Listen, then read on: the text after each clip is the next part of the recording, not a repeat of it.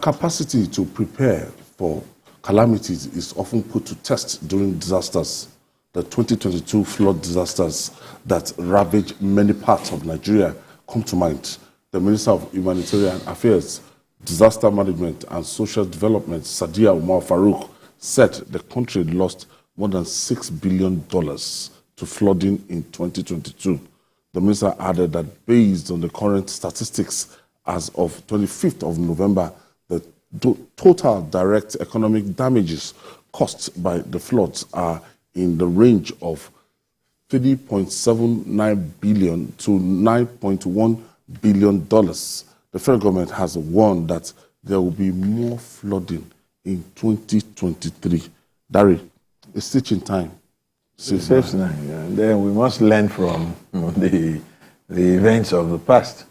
The humongous damage that has been reviewed. 2022 was in 2022 was actually a year that should be described as the year of flooding in Nigeria, because practically every part of the country felt the impact of water. Huge amount of it.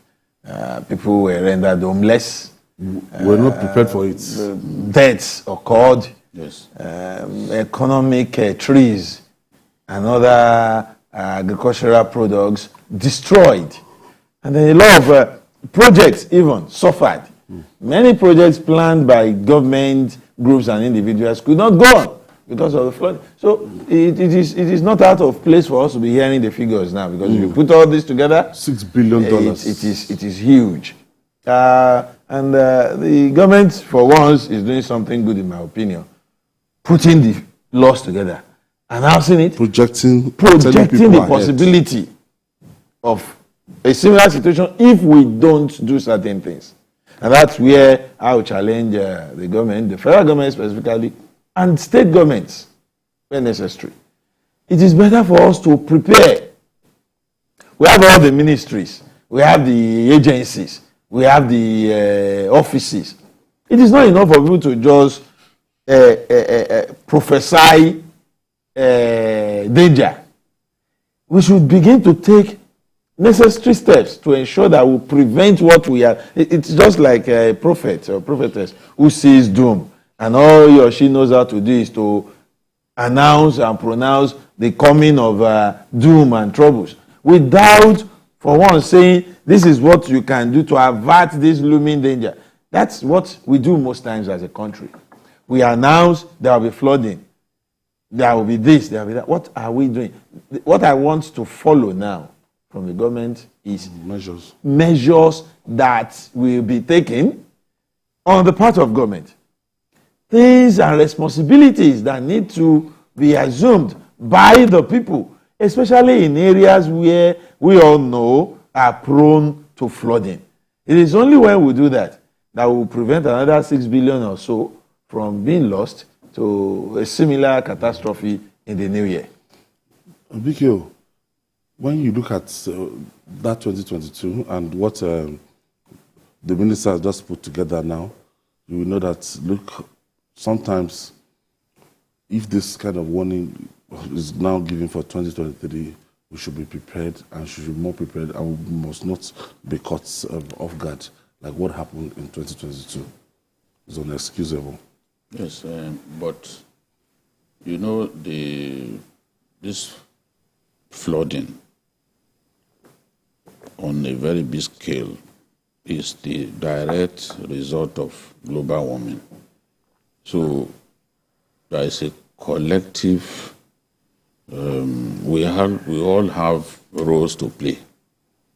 Can the government plant more trees, for example? Because those who have been preaching and preaching for us to plant more trees, we didn't listen to them.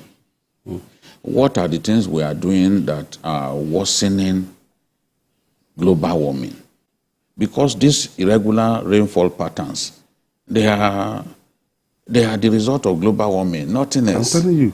Nothing else. Look at yesterday morning as we woke up, somebody told me that it was raining on the island. Yes. And it was drizzling and everything, the weather was heavy here and everything, and then, but still the rain did not come down. And then when people build on floodplains, Government has the responsibility to relocate them. Okay. Take out those buildings. People political will to remove those buildings so that the rest of us do not suffer for the indiscretion of a few amongst us. Then, in coastal communities, you look at a state like Kogi, Yes. where you have the confluence of the River Niger and Benue. What are we doing to ensure that the communities are protected? The communities along the river banks are protected. Because you can actually construct dikes, you can construct barriers that ensure that even when there is flooding, the roads are protected, the communities are protected. We lost bridges, we lost roads to this thing, and more than 600,000 by government figures, more than 600,000 Nigerians lost their lives. So these are huge. humongous because they are talking about money here, but we actually lost lives. Olam Nigeria Limited is the biggest rice farmer in our country. Olam lost 4,500 hectares of rice farmland, valued at about $15 million in his farm in Doma local government area of Nasarawa State. And Olam alone accounts for about 25% of rice production in our country. So you can see why rice prices are going up. Because there's no way that farmlands will be washed away in Taraba and all these major food production beds of our country, and we think it will not affect pricing. Of course, it will affect pricing. So what can we do to mitigate the pains? The World Bank has been talking about food insecurity in our country in the year 2023. It was worsened by this flooding. So many farmers lost their farmlands. A lot of them now are even discouraged to embark on farming anymore. Government has to come in at this stage. Go to Taraba and see how people lost rice farms. Who is doing something to mitigate the pains that those people have suffered? This is where government comes in, and government has to be responsible to say, look, we know you went through this adversity. This is what we are trying to do for you to make sure it doesn't happen again. This is how we are trying to assist you to recover what you lost. You know? So, but are we really saying that? It's not enough to simply take grains to some people. Because a lot of these people were pushed to IDP camps. Some of them hurriedly harvested their crops before their due date because they could see that this flooding had come. So we have to work hard to ensure that that this flooding on this kind of scale does not happen again. This kind of flooding, you know, we had it about 10 years or 11 years ago. We can't afford to have this kind of flooding back to back. Yes. Back to back. July 2012. Damage our people Beyond repair. So government has to come in and do what is needful. I saw when the president said, okay, state governors, let us come together. What do we do? The problem for me is that these efforts usually come too late. Not when the whole country has been affected. That's when we are now taking steps. We should actually begin to plan. Proactive, not now, reactive. before the rains come. You predicted that there will be flooding this year. Yes, it's inevitable. But to not experience this kind of pain again, it's just terrible. In terms of compensation, I don't think those guys they're on their own. That's exactly what I'm saying here. I saw a video of a poultry. The poultry sits on 6 plots.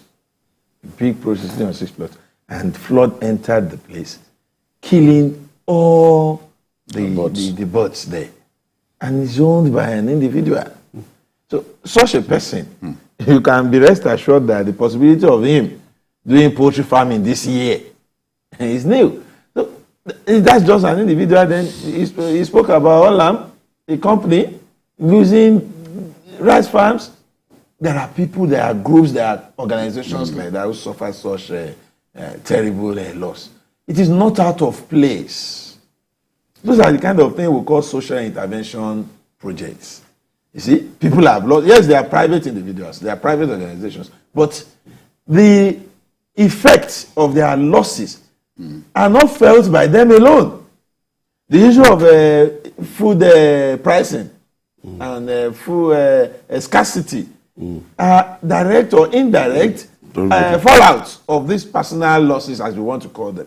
So, to ensure that they are back in business, to ensure that this year we don't fill their vacuum, and to also ensure that they are better prepared to face the situation should it arise again.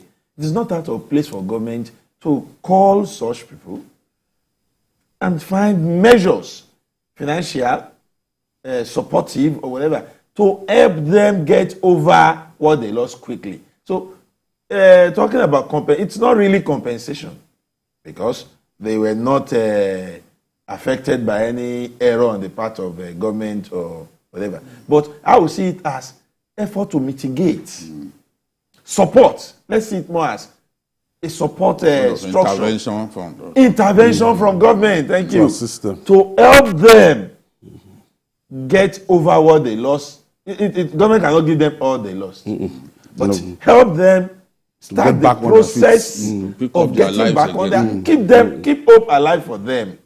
Because if we do this, we will be helping not just those people, but others who rely on what they do to survive. You know, there are subsidiaries to some of these businesses. People who go to this particular olam to get their own bags of rice. They have credit facilities already. They have arrangements of you come and pack this thing, go and sell, bring money. All those ones too will be affected. The poultries that were lost, there are people who get eggs from them to stay alive. So we will intervening in such situation as this on the part of government is not out of place, and not just the federal government. The state governments too should look beyond commiserating with people when they lose business or properties. We should begin to have a structure, a system that helps them, that intervenes and help them get back on their That's what the ecological fund is supposed to be meant for. But over the years, it's been looted and routinely looted by the people in power. And then obviously things like this will happen. They are natural disasters. But when we don't react well, we see people